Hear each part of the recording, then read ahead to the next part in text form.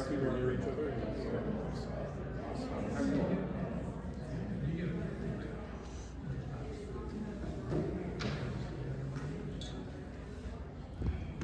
Well, thank you everyone for being here, and I love that we're in this space, even though there's they're wrapping up over in the other part of the building. There's a women's leadership conference.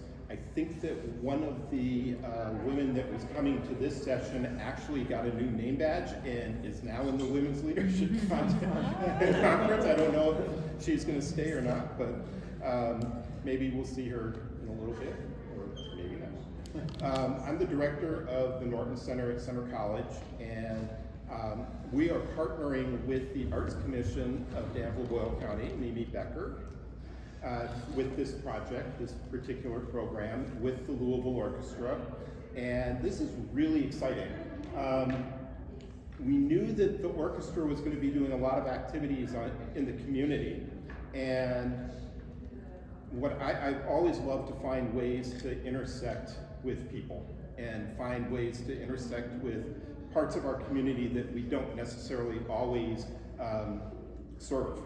And I thought that we had a great opportunity to have Michael Cleveland here as the special guest with the orchestra tonight, and thought, let's build a roundtable around this. Let's have a conversation. It really can go in any direction you want, but the original thought is that if you, as an artist with special needs in a community, what makes it successful for you, or what are your challenges, or just questions like that. And so there are Michael, there are organizations here for other nonprofits, city government, county government is here, representatives from all over, other artists with special needs. So really wanted to have a conversation, and because you are so world renowned, I mean, having 3 Grammy nominations and 1 win, that speaks a lot to your artistry and your ability to reach your dreams. And I thought maybe that's what we can have a conversation about, and have you be kind of the focus of it, but then also have the community also have conversation and come in from a personal level here in Danville and Boyle County. I want to introduce Justin Paget. Justin is the Director of Student Life for the Kentucky School for the Deaf, and we had great aspirations. He was going to bring a group of students from Kentucky School for the Deaf who are interested in the arts and participate in the arts, and they leave on Fridays at 1 o'clock. So the best laid plans. But Justin was willing to still serve as the moderator for this. And I'm also going to introduce Jonathan Wysong, who's the Membership Programs Director for the Louisville Orchestra.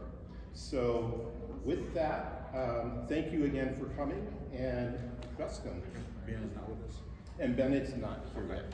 Awesome. Well, welcome. It's super exciting to have this community open forum today, just to kind of learn a little bit about how we can better be a community for people, to more inclusive and more welcoming individuals.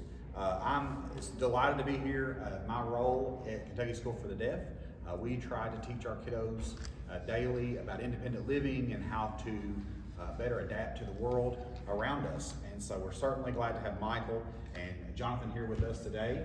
This is an open forum. I do want to talk a little bit about some social norms, especially when we have interpreting services. We want to make sure our interpreter, we're not wearing them out. We'll give some delay time so that everything is being communicated effectively for all parties involved. We want to be very inclusive. All right, so we'll start off. I'm just going to open the floor to Michael, kind of give us a little background about you and your life, if you will. That Grammy nominations and the award, that is awesome. We're really intrigued about learning more about you today. All right, well, I'll give you all the dirt.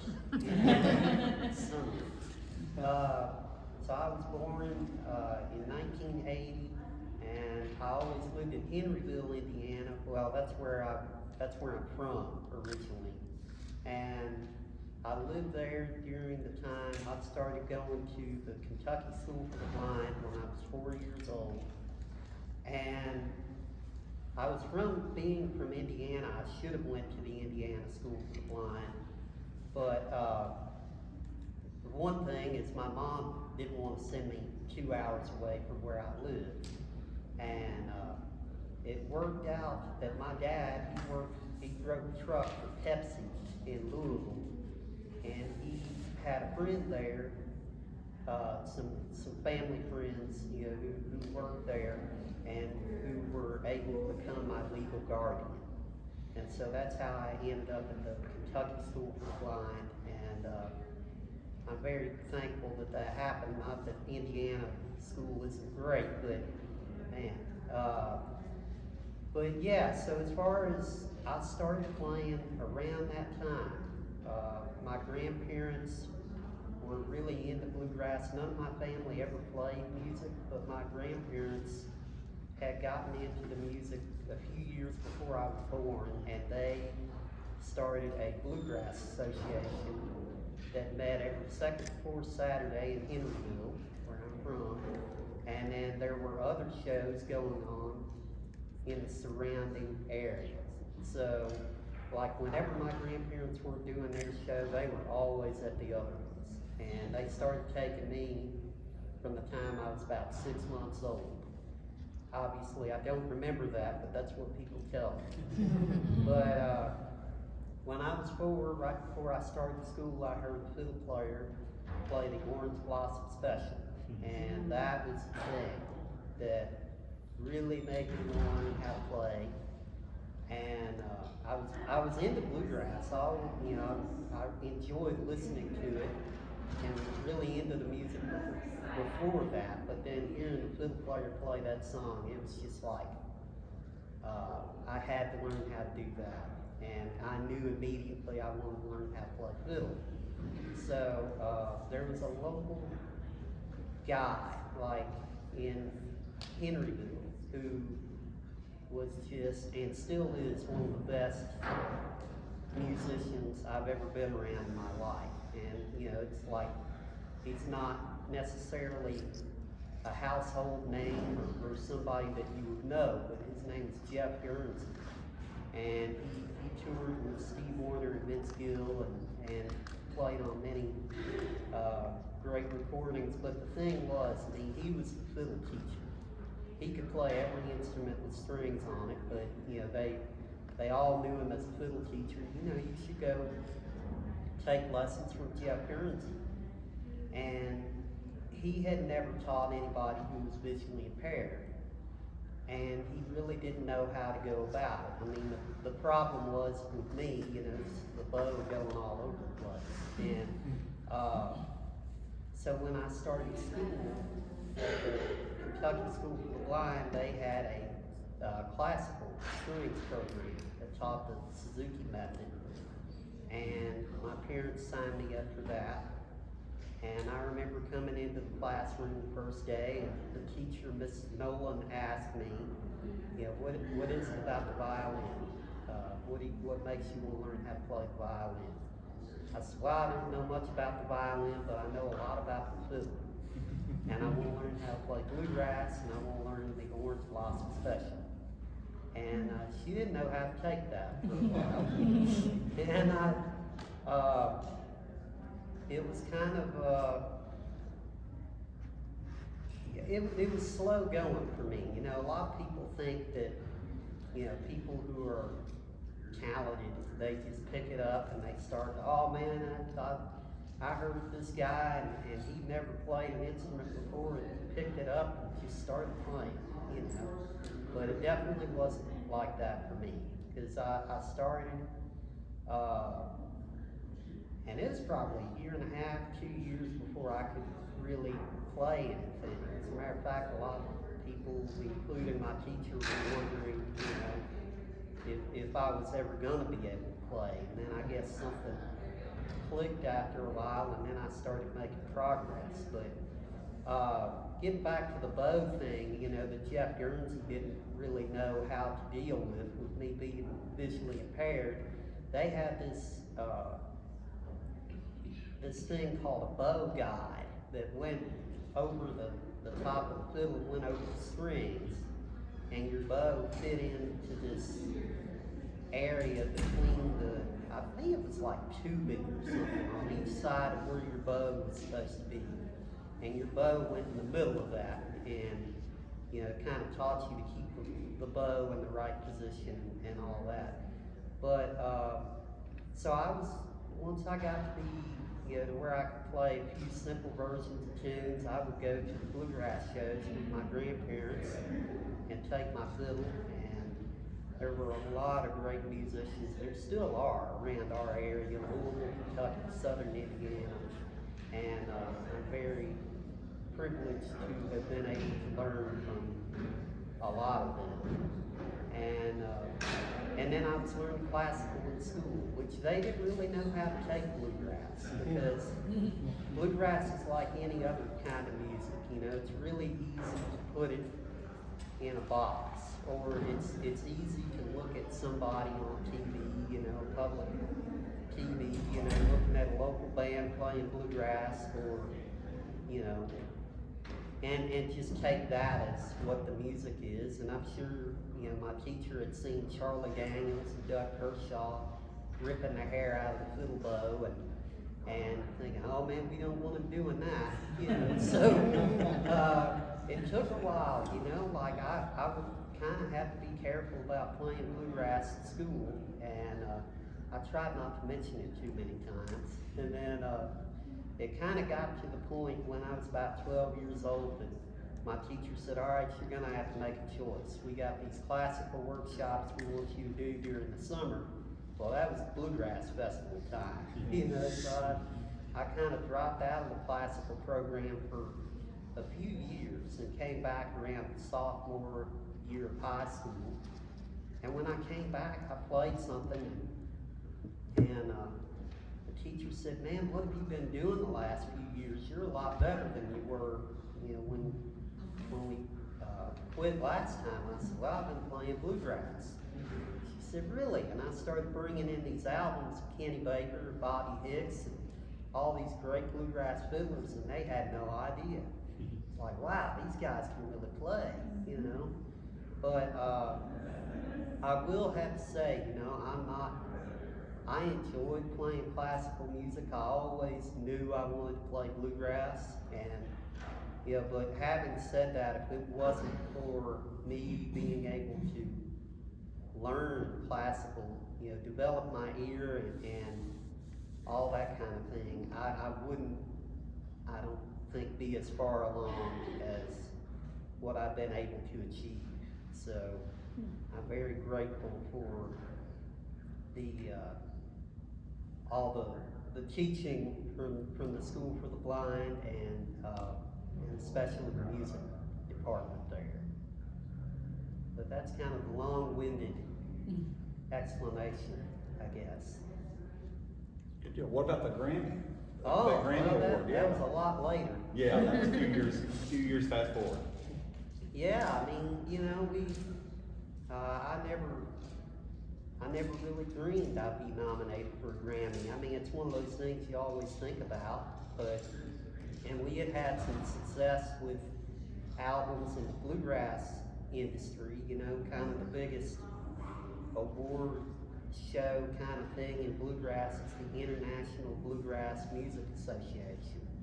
And they have a Bluegrass Week in North Carolina, and they have the awards for bluegrass like they do CMAs or any of those, So we had some success, but then I had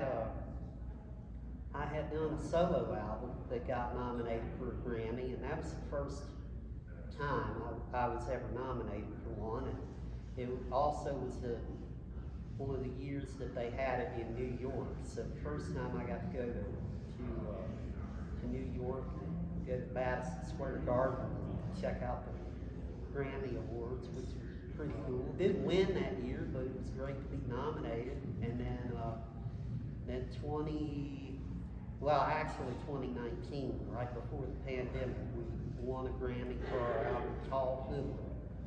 and then was just recently nominated again for our latest album. So, yeah, it's quite an honor, you know, because everybody knows, you know, not discounting any award, you know, that I'm always honored to be nominated for anything like that. But I mean, everybody knows what a Grammy is. It's like, oh man, you know. But yeah, it was really an honor. That's great. You may be my first Grammy Award winner that I've sat in a room with, so that's exciting for me to know. Yeah. Well, Maybe where's some other- Teddy Abrams at? Talk to him, probably. There you go. Good deal. So I'm gonna switch gears here to talk to Jonathan for just a second, bring him into the conversation. All right. Talk about some history that you have with your job at orchestra and working with artists that may have special needs, or special circumstances. Yeah, so it's really great to be here in this space because I actually took a community engagement course with Steve Hoffman here as part of my degree program in arts administration at the University of Kentucky. And kind of since graduating 5 years ago, I've been able to kind of, you know, combine my experience both as a musician myself, but also as an administrator, and really trying to figure out what the experience looks like for many different stakeholders, people that are coming to concerts, people that are performing, you know, on stage. And I guess kind of where I am today, I sit here with Murphy, my colleague, on the DEI committee, you know, trying to kind of look at how the orchestra can be accommodating to folks, especially who are experiencing orchestra for the first time. You know, I think sometimes when they walk into even grand centers like this, like it's a good experience, it's really great, but it can also be potentially isolating, right? You know, so I guess, you know, as an arts administrator, we're always just looking for places to collaborate, solve problems, and make everybody feel comfortable. Absolutely. Awesome. Thank you so much for your input. We'll bounce back to you in a little bit. So you mentioned a little bit, Michael, as a child growing up, what did that look like for you? Did you have people that were really instrumental in developing your skill, craft? You mentioned your grandparents and the music that they played. Yeah, well, none of my family played, but my grandparents were really into bluegrass. It's kind of odd, really, when you think about it, because most musicians come from a family, you know, that's like Josh over here. You know, his dad played, his brother played. You know, like none of my family ever played, but my grandparents were really into the music, and I would have to say, and my parents also, especially my dad, but in those early years, my grandparents were the ones, you know, like they were never pushing, and that's one thing I'm really thankful for, because that seems to be the theme. Whenever a kid shows any little bit of talent these days, parents just go nuts, and they just shove them on stage with everybody, and they don't get to be a kid. And so my parents and my grandparents both let me know at an early age, look, we're really proud of you for doing this, we're happy for you, but if you get into something else and want to do something, you know, don't think you have to do this for us. And that was one of the big things that really hit me early on. It's like, yeah, you're gonna do what you committed to do, obviously. If I took a gig with somebody, I couldn't just bail or whatever, but you know, like, it was definitely a thing where I knew I was playing for me. And I think that's a big difference. It's a big thing when you're playing music. But yeah, so my grandparents, even when they were, or even times when they were working their bluegrass show in Henryville, I mean, if there was a contest or if there was a festival or something, man, we'd be in the van and headed to Clarksville, Tennessee, or Athens, Alabama, or you know, any of these fiddle contests. You know, they took me to Bean Blossom in Indiana for the first time, And, you know, it was just, they were super dedicated in that respect, and my grandma recorded everything. Even when I was a little kid, like I got tapes, I went through a bunch of my tapes, which I've got a ton of them, and I found a bunch of tapes. When I was starting out, and my grandparents would record me playing on stage with this band and playing in the parking lot with this guy, and you know, it's how you learn. You know, it taught me early on, you know, you record yourself and you listen to it, and that's the best way to make progress and really evaluate your playing and what you need to work on. But now I would have to say most of the credit is definitely my grandparents. That's awesome. That's great. What were some of the challenges that you had as a child with the musical, you know, starting off and getting acclimated to that lifestyle? Were there some challenges that you had to overcome? Well, you know, I mean, musically, yeah, there's, you know, it took a while to learn. I mean, there's always challenges musically. Whenever you learn something, there's always something that you find that's better and that you need to improve on. But, you know, going to the Kentucky School for the Blind was very good for me in the sense that I could be around not only older kids who were visually impaired, but, you know, teachers and people who worked there who all were so used to doing their thing and having successful careers. You know, they just did it. And so it wasn't like we sat around and, you know, talked about our disability and the stuff that we couldn't do, you know. It was like, okay, you're at a school for the blind, so you're nothing special anymore. You're there with all these other kids who have the same, you know, or maybe various degrees of visual impairment, and they're all doing fine. They're killing it, you know. And so it really made me think, yeah, this is possible.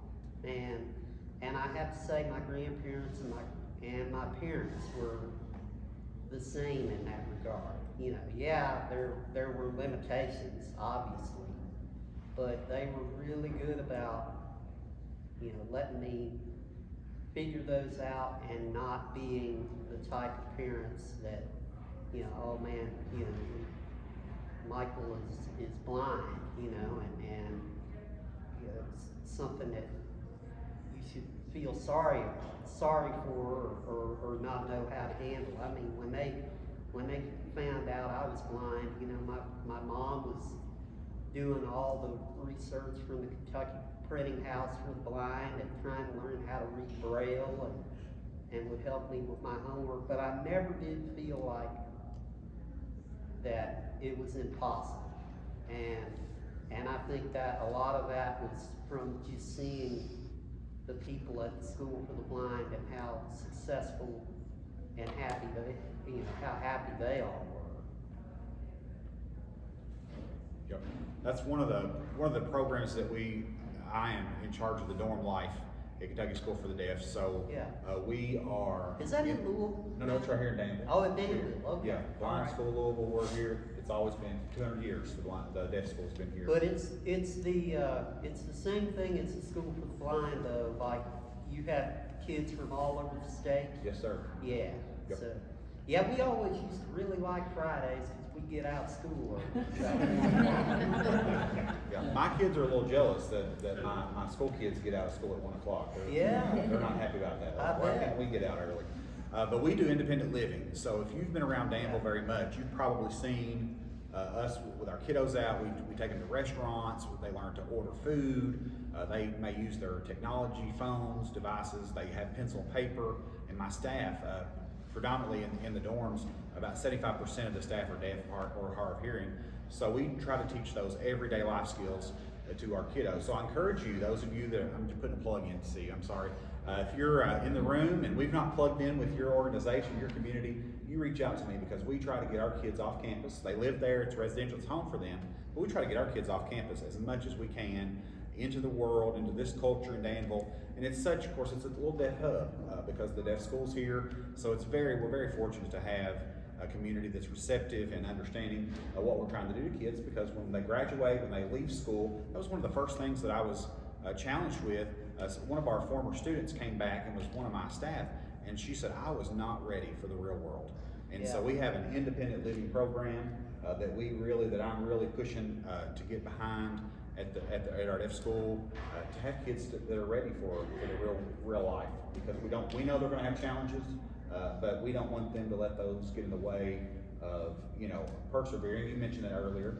You took a couple of years to get your craft down and start actually hearing the music and figuring out what you were doing, and that's what we want to teach our kids. That perseverance is hard to overcome sometimes, but you just keep pushing forward and you can be successful. That's the main thing, I think whatever you're doing, you have to want to do it so bad that there's nothing. I guess the same could be said these days, but especially when I was going to school when I was a kid, I always knew, if I wasn't playing music, chances are I was thinking about playing music, and I think whatever you do, whatever you really get into, if you want to do it and that's all you can think about and you put your whole life into it, you'll figure out a way to do it. Absolutely. Yeah, I kind of wanted to dovetail both on kind of the conversation that's going back here. I discovered kind of in 2011 this really beautiful report that was kind of published by the National Endowment of the Arts. It was a field scan on disability design. And in it, there's a really interesting conversation that I kind of see happening here, where kind of design groups, organizations, places of where performances are happening, kind of have to strike the right balance of, accommodating disabilities in a way that aren't othering those kind of communities. They're sort of discreetly doing it, but also not doing it so much that those communities are all of a sudden forgotten. So I think what's beautiful here, we're having a conversation on the bottom floor. There are no steps to get into this building at all, which is different.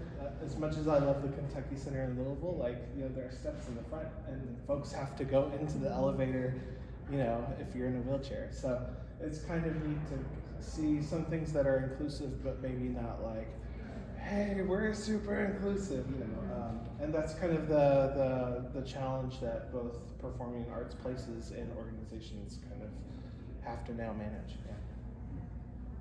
So, other folks that are in the room, we have to speak one at a time, kind of like old school. Raise your hand if there's any a thought, a question that you have. Please feel free to jump in. Yes, ma'am. What can we do to help? What can we do? We as me, for the example. community. Hey? Yeah, me too.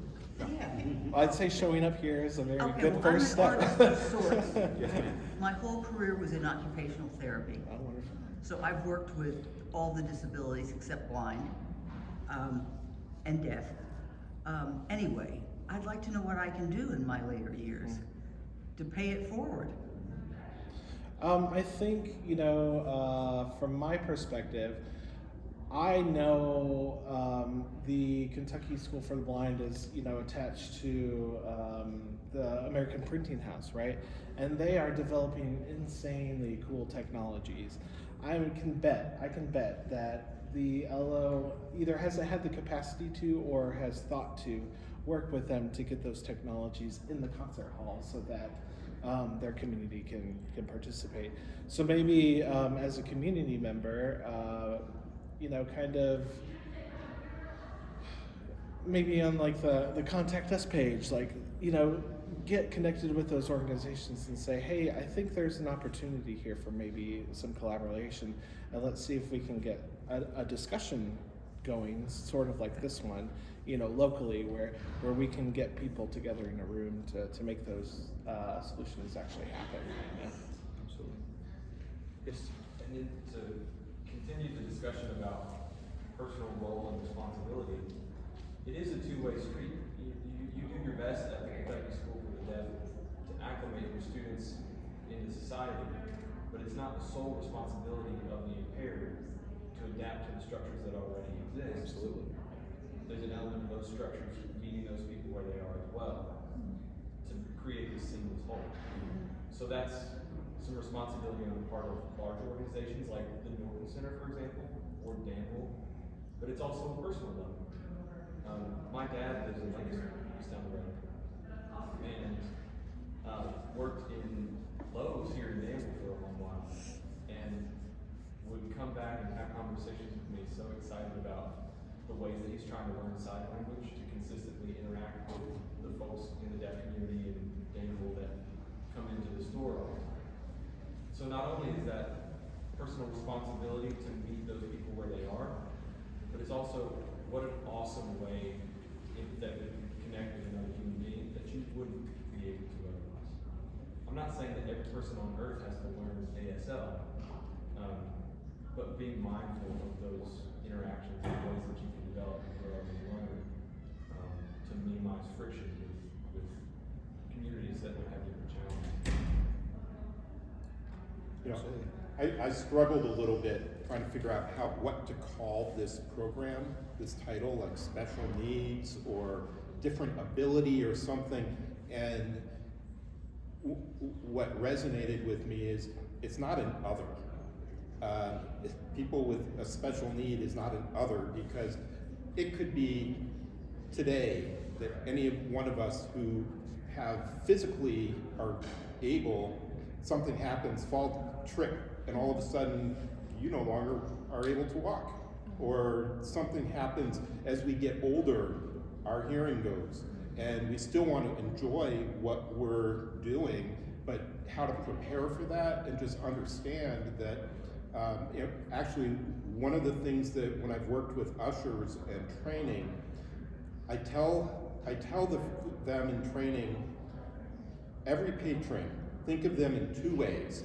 Think of them as the governor, and think of them with having some different ability that you don't see and you don't ask about, but you just assume that they have some kind of different need, and they're a VIP, they're a governor. And if you treat every single person like that, they're gonna have a great experience, because you're treating them with respect and treating them and finding out what they do need and as an individual. So it's tough. And as my hearing is, as I get older, and I'm like, I should be learning sign language maybe. And so we talk about some of these intersections as other, it's happening to other people. It could very easily, and I don't wish this upon anybody, but it could very easily happen to any one of us at any point in time. So there's a fine line between that. I feel like we're all, I don't know if the phrase is differentially used, abled. yeah, or temporarily able. Or Because disabled. as we get older, we might need a cane, or you hurt yourself, you need crutches. I mean, we wear glasses if that is a visual impairment. So if you start thinking about that, it brings people together more rather than looking at the other. Absolutely. Yeah, in the back. One of the things that I've noticed in working with different organizations and different artists and such is there is, like I'll just say, there's one particular artist new to our community who speaks very little English, very little English, and she wants to be involved. So most of the people who are around her, if they took high school Spanish, don't remember much. And so how do we start to, what do we do as a community to engage? And there are, she's not the only one, I'm just saying there is one. So I think that's something that we need to think about as well. There are people who have, languages that we're not familiar with, don't know, and yet have so many gifts they could offer.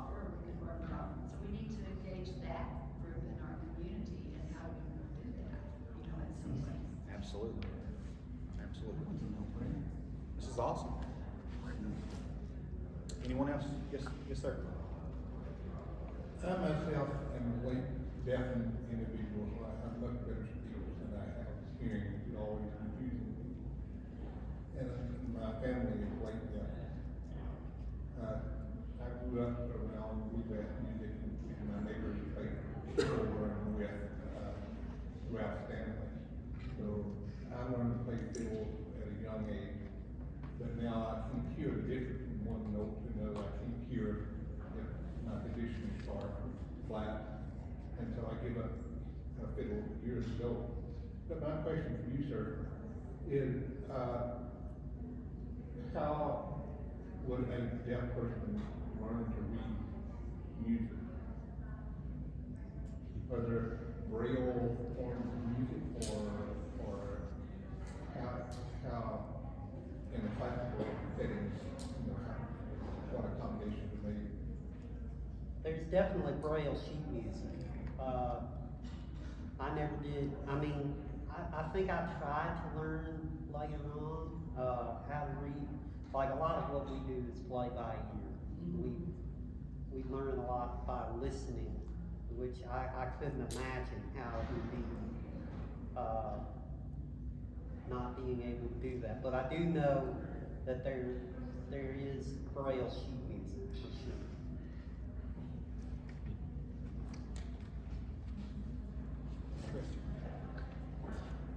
Great question. I guess I have one to Michael. Do you guys? I know that obviously you have contracts, like with the orchestra to perform with us, to perform in different spaces. Do you have to kind of actively make decisions about where you're going to perform based on the level of accessibility of the space? No, I've never had to do that. And like part of it is just due to the fact that I have a great band. Not only are they my band, but they're my friends, and like a lot of us, we've grown up together, and they kind of know what I need, as far as like walking with somebody to where we need to be and all that. And I've never really, I guess for that reason, I've never had any problems or had to make any choices about places just on whether I would be able to walk around or do that, which I could see where it would definitely be a factor. My buddy Brian Allen, who is also visually impaired and went to the Indiana School for the Blind, he had a guide dog for many years. And I thought at various points about getting one, but I just never have. And it seemed like he, just with him, like his guide dog was really good at learning the routes that he traveled daily. Like the dog, they could go to work and walk around work and go get lunch, and it's great. But like when we were at these festivals or something like that, most of the time it'd be a real hot festival in the summer, and the dog would go with Brian and just end up hanging out all day, and really but yeah, I don't know how that would be, but I can see where it might be a challenge, but it's definitely not for me. Awesome. Have you worked with others in your career that have had some special needs, young or old? Yeah, my buddy Brian, who's also visually, I guess I've worked with some visually impaired artists, for sure. Yep. And they, most of them, they kind of do the same thing, but there's a guy that works in assistive technologies, and he's from Ohio, but I met him online doing recording sessions. I played on a song of his, and we kind of got to be friends, and he ended up showing me how to use Pro Tools with speech, which Pro Tools is the industry standard. If you're going to record in the studio, You know, most studios have Pro Tools. And so, but what I was getting at about him is this guy's probably one of the most independent, visually impaired people I've ever seen. I mean, he's totally blind, and his story is a lot different than mine. You know, he ended up going to a public school, and he, I guess he left home when he was 17, 18 years old, and was making it, you know, living by himself, and, you know, now has a family and all that, but he was just, he was far more independent than I am. But I really think it comes back to you and what you want to do and how, you know, he learned that at a very early age. But it might be different for different people in their situation. Anyone else have a thought, a question? Yes, ma'am. I'm sorry, I arrived late, and I only found out about this group last night when I talked to Crystal, and Crystal was invited to come. And Mimi Becker. By Mimi Becker. Hi, Mimi. So I'm here because I'm interested in people with special needs, because we all have special needs Right. of some description or another. Anyway, so what would you like us to do? For instance, I'm an artist and I do comical things with clay that entertain the Danville area, the marketplace on the Oh, fabulous. weekends that we have that. And it also works out very nicely as to something to help somebody express in clay in a simple manner. It's a clay that I bake and it takes just a few minutes. Beyond that, I'm a painter, I'm a sculptor, worked with scenic industry for many, many years. So I would love to participate if there was a way to segue something that I do to help the community. So is it a matter of just talking with everyone and figuring out something that they would like to do? And I think that's a first start for sure. I think what I was imagining you giving a call to the Louisville Orchestra office and saying, "Hey, I see that you guys are doing these great things, and I want to plug into it." Right? It's interesting on the staff level. Sometimes, unfortunately, because organizations are big, they can move at a glacial pace. But if They don't know what to do with the odd human being who calls up either. do what? They don't know what to do with the odd person who calls up and says, Absolutely, "Hey." you're absolutely So right. if they're doing things technologically advanced, I need to call my son, who's 50 years old, Well, to find out what to that's do about okay the too. latest scam. Right, Okay? right, yeah.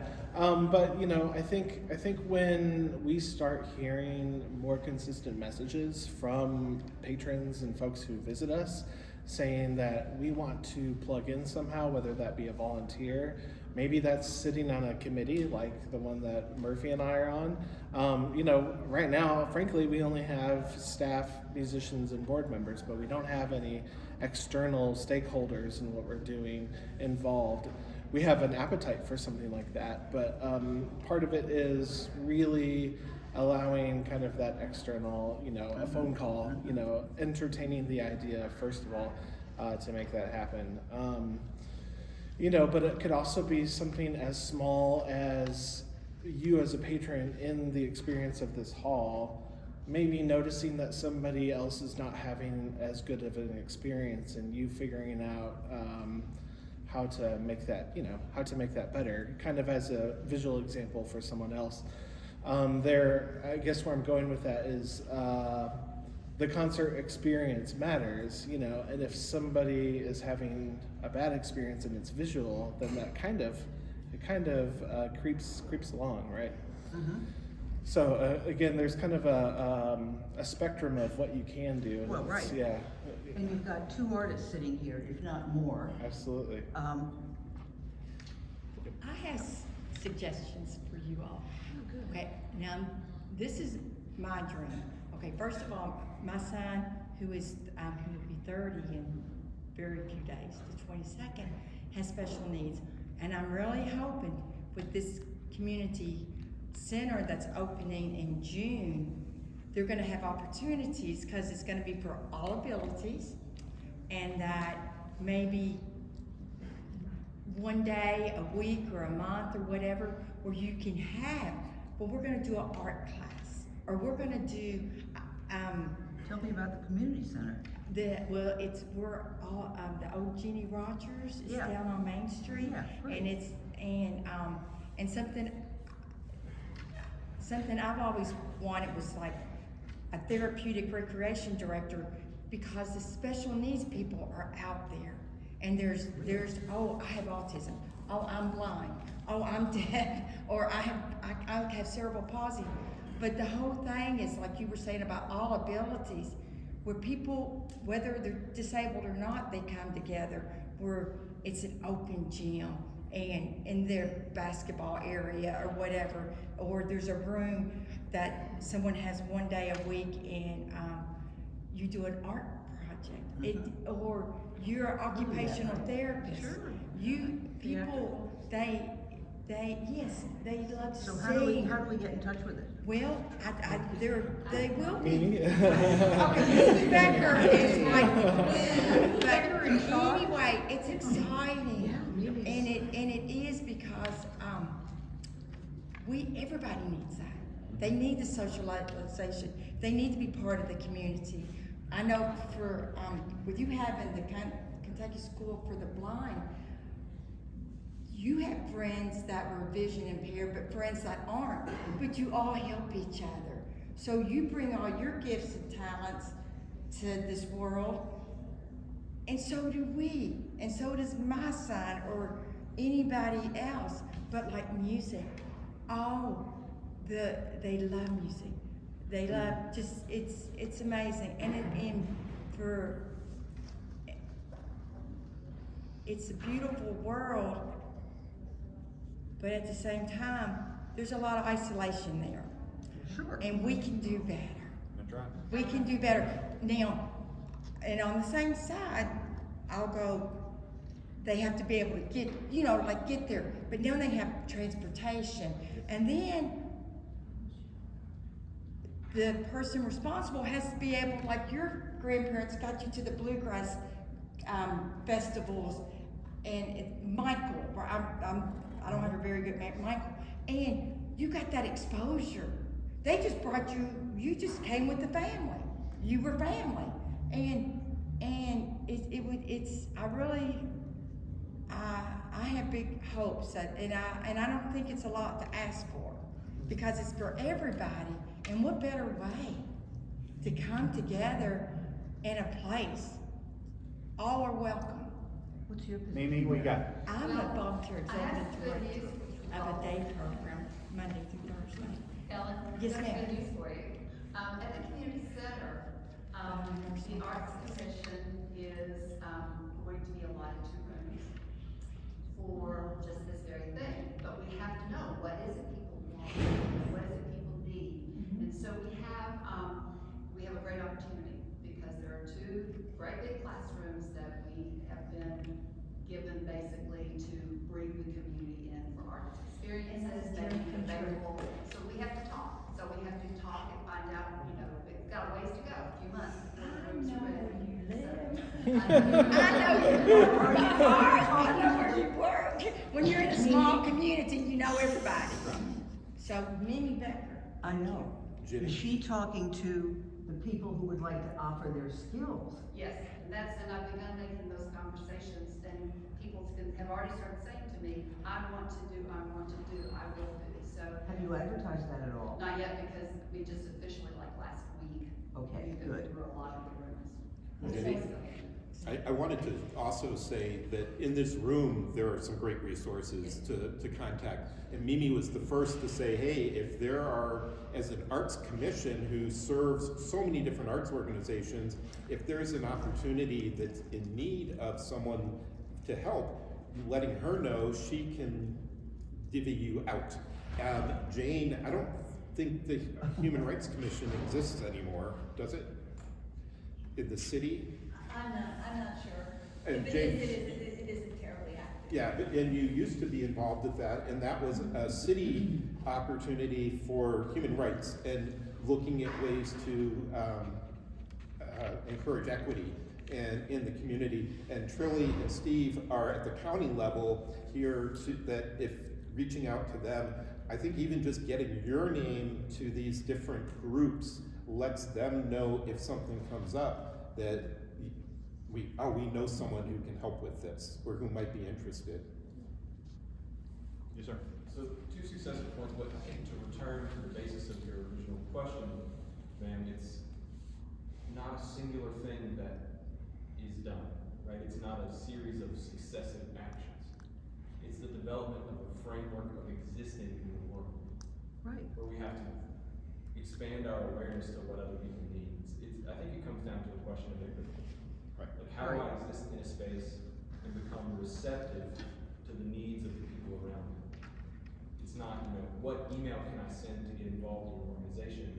It's, how do I stay open and see those opportunities to engage when they arise? So that was kind of my takeaway from that conversation. How are you getting those people who already do this all the time involved with you to help do it more? For example, I live at McDowell Place. I see people with disabilities all day long, different disabilities. Most of the residents have no idea what the varying disabilities are of the other residents. I know lots of people who can't hear squat, and I've got a very loud voice, as you can tell, and I go right up to their ear and bellow at them, and they can hear me, whereas they can't hear anybody else in the room.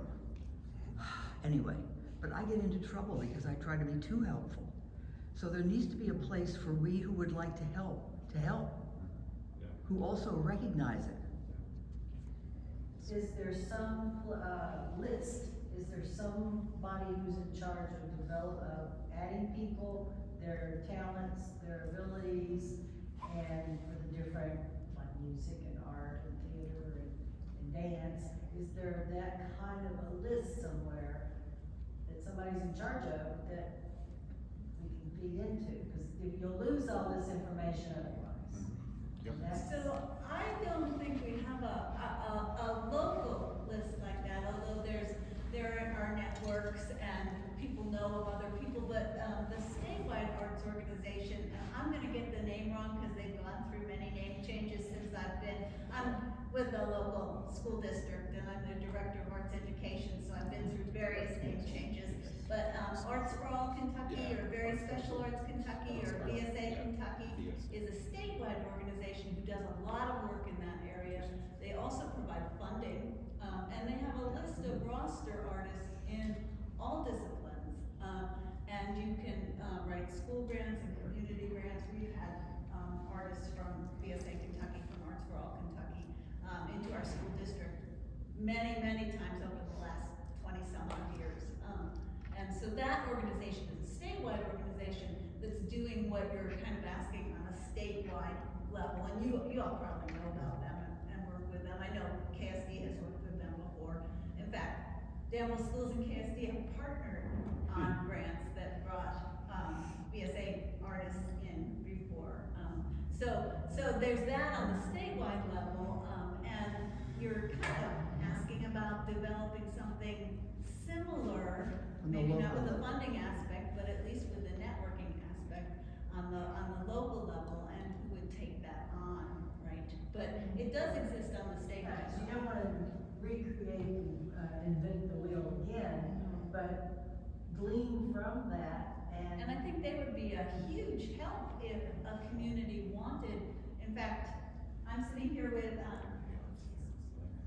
the associate director of the Art Center as well as a teacher from our schools. And we, a long time ago, partnered with the Art Center, and we brought in a teaching artist, actually a couple of teaching artists from, it was then VSA Kentucky, and we developed field trips to the Art Center specifically geared for students with special needs, because the Art Center felt like they were meeting a lot of students' needs, but not all students' needs. So we worked together as the Danville schools with the art center at that point, kind of, and with teaching artists, trained to work with students of a wide variety of abilities, and created these field trips, which have grown just exponentially since then. I mean, that's grown and grown and grown, and it's still happening now. We bring students every year on those field trips. I just applied for a grant, or am applying for a grant right now that is going to cover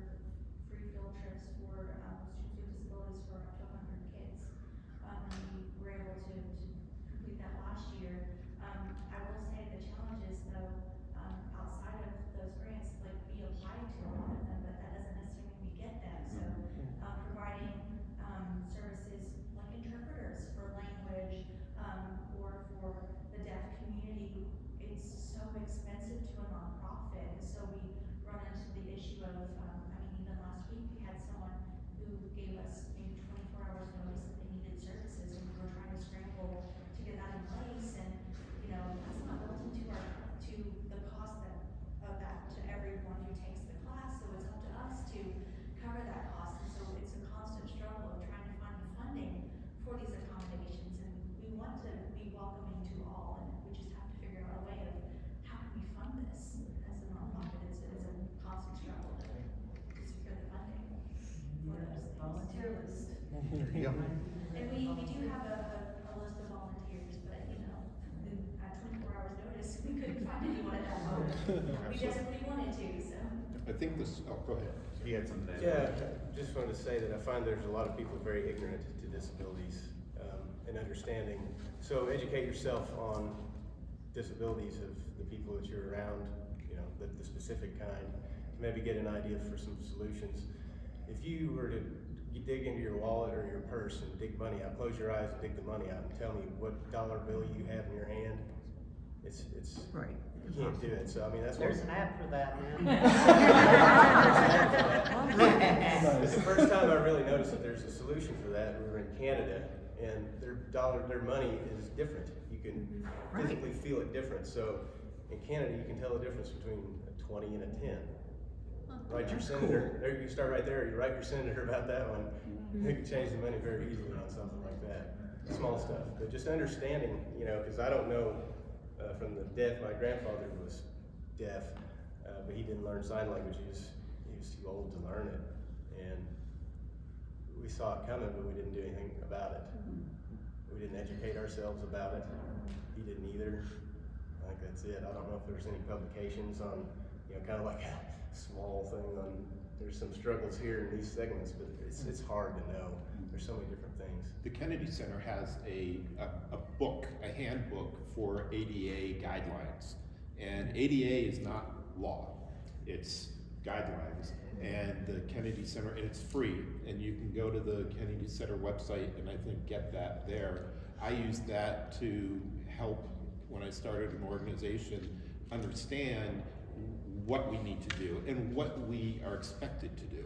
Like that 24 hours notice, if we had a guideline in our rules on our website that said we will try to accommodate all special needs, we need 2 weeks in advance to do so.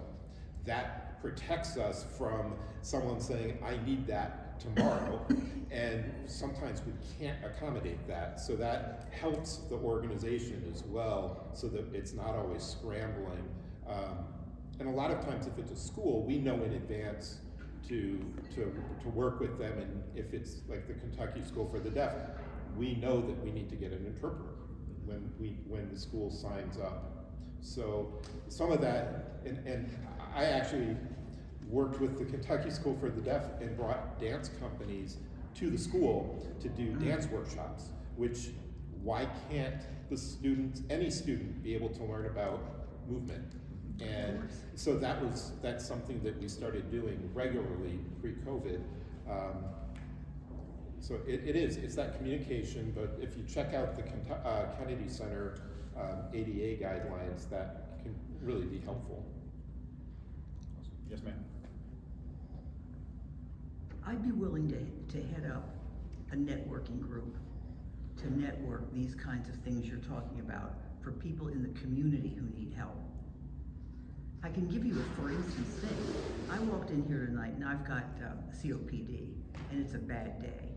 And I had, I was starting to feel it coming across from the parking lot. When I walked in, I asked one of the workers here if there was a wheelchair, because I'm much more comfortable in a wheelchair, not having to walk. Well, there is one, but it wasn't available right at the moment to get me here to this meeting. So I got here.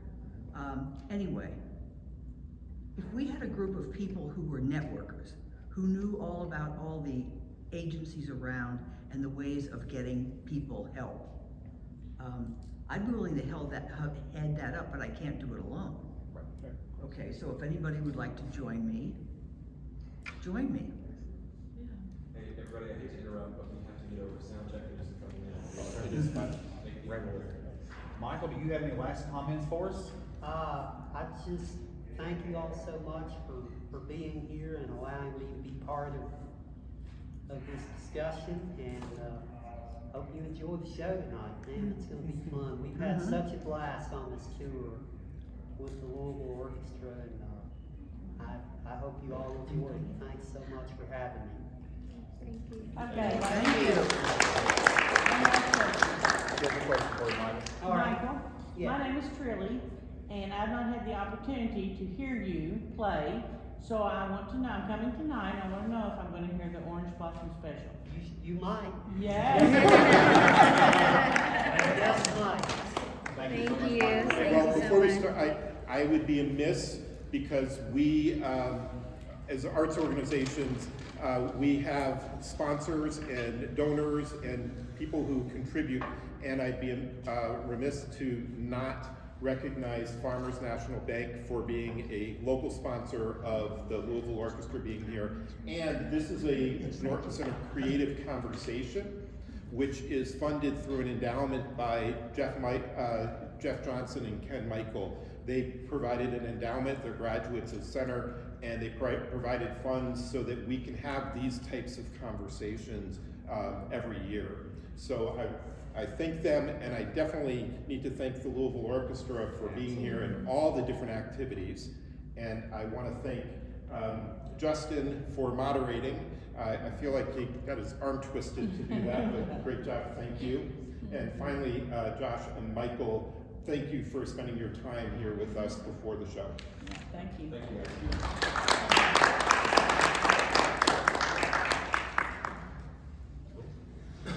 Michael, what instrument do you play?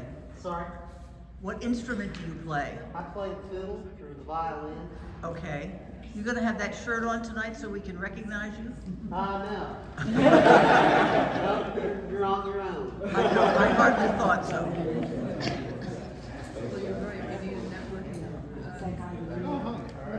Steve, thank you so much.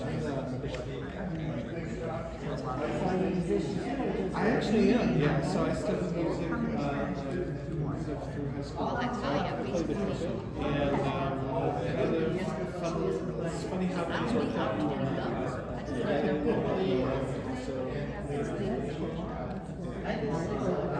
Oh, awesome! Marla just went that way. No kidding. That's amazing.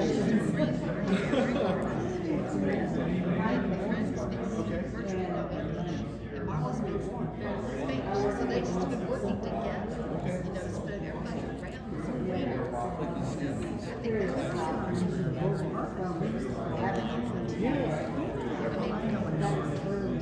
It's just, I think that's unique. Steve, this was great. Thank you. That's two in a row. I know. One more time. Yeah, tonight. Yes. We're in a row. Win-win. No kidding. That's a good day.